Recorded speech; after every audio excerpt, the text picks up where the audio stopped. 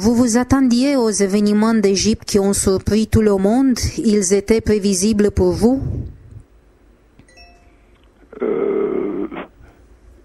Écoutez, j'ai vécu tellement de changements de régime dans les différentes parties du monde, en Amérique latine, en Afrique, au Cambodge, etc.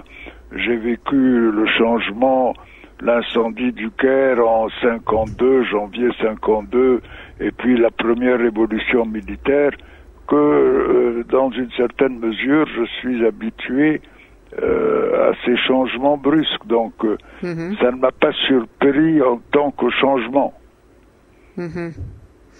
Bon, les frères musulmans sont déjà devenus de réels partenaires du dialogue. Peut-on les considérer de démocrates?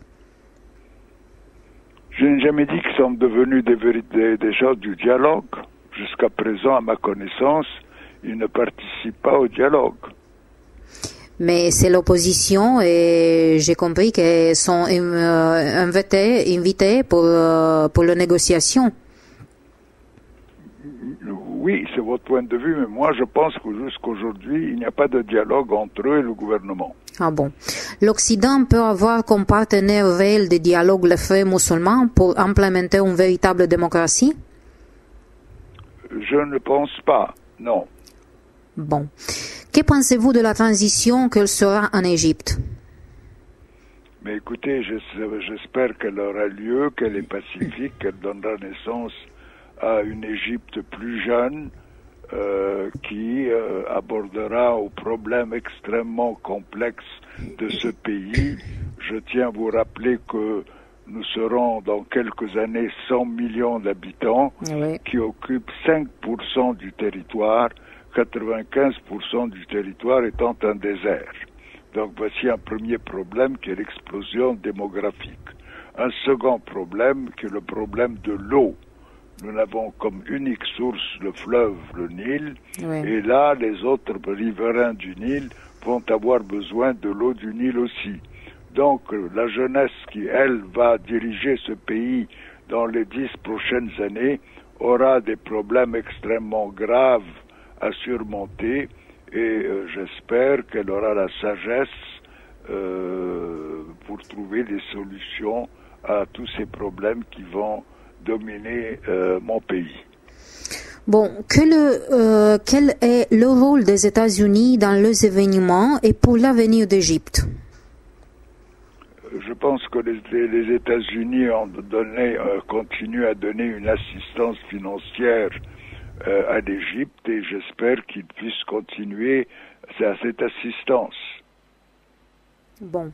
Qui pourrait, à votre avis, constituer des leaders de politiques appropriées pour représenter des idéaux démocratiques dans votre pays? Les militaires sont-ils capables? Reste-t-il nécessaire? Écoutez, je ne peux pas répondre à votre question, c'est trop tôt, il faut laisser passer un certain nombre de mois pour voir quelle sera la formation des nouveaux partis politiques. Est-ce que les partis politiques classiques anciens vont-ils se renforcer à la suite du changement de régime? Est-ce qu'il y aura de nouveaux partis qui vont être créés par ces jeunes qui ont fait la révolution? Donc, il est très difficile de répondre à votre question. Il faut laisser du temps au temps. Bon.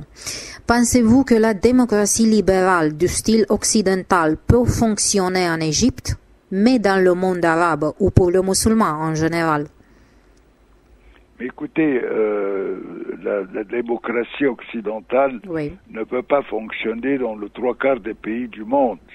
Elle ne fonctionne pas en Afrique, il y a une autre démocratie qui est la démocratie tribale. Elle ne fonctionne pas dans certains pays qui sont composés de différentes religions, différentes sectes, d'une façon différente. Prenez le Liban.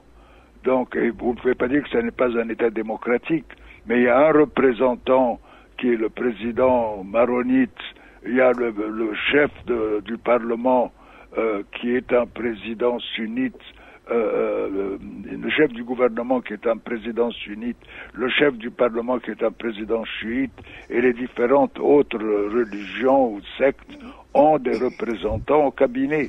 vous ne pouvez pas dire que ce n'est pas une démocratie, c'est une démocratie, mais qui est différente de la démocratie anglaise ou française ou italienne. Oui. Bon, pensez-vous qu'une constitution fondée sur la charia serait plus proche des besoins et de la culture égyptienne? Non, je pense que nous avons besoin. Je m'étonne que vous n'avez pas posé une question qui est la plus importante. Quel est l'effet de la mondialisation sur les prochaines années? C'est la prochaine demande. Est-ce que les États vont continuer à être des États souverains? Est-ce que les grands problèmes ne seront plus résolus à l'échelle nationale, mais à l'échelle internationale? Donc, il faut, pour répondre à votre question, il est certain que la charia ou n'importe quelle loi sera dépassée dans les prochaines années. Bon. Quelles sont les erreurs commises par Hosni Moubarak? Écoutez, je pense qu'il y a eu une certaine lenteur ces derniers mois à trouver des solutions à des problèmes urgents. Ah bon. Et la dernière question, avez-vous pu jouer un rôle de sage dans le contexte actuel en tant que président de la Commission nationale égyptienne des droits de l'homme? Mais écoutez, en tant que président de la Commission des droits de l'homme, nous continuons à nous réunir régulièrement et à offrir nos services au gouvernement, que ce soit dans le texte de la Constitution, que ce soit dans des différentes législations qui doivent être changées, qu'on ce soit dans la plainte des habitants pour violation des droits de l'homme. Nous avions 100 000 dossiers. Malheureusement, tout ceci a brûlé, mais nous sommes en train de reconstituer notre infrastructure. Ah bon.